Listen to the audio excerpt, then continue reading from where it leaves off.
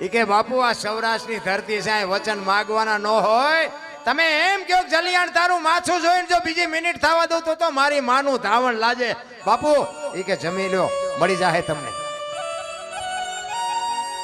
અને બાપુ ઈ સાધુ જમ્યા અને પછી પેટ પૂજાની લાઈન થઈ અને ઈ સાધુ જ્યાં આવ્યા, સાધુ આવ્યા ને પછી કીધું બોલો બાપુ શું જોઈશ. ભગવાન બાપુ અંદરથી ધ્રુજી ગયો કે આ બૈરું મારે કેમ આની પાસે માગવું. તેથી કહે છે કે મારું શરીર વ્રત થઈ ગયું છે, મને કોઈ બાવડું પકડે એવું નથી, મને રોટલો કરી દેવું નથી, જો દઈ એક તો તારું બૈરું દઈ દે. અને બાપુ જલાને એમ થયું કે આ અને જલાને એમ થયું કે બૈરું આપવામાં મને વાંધો નથી, પણ વીરબાઈના મનમાં શું હોય છે.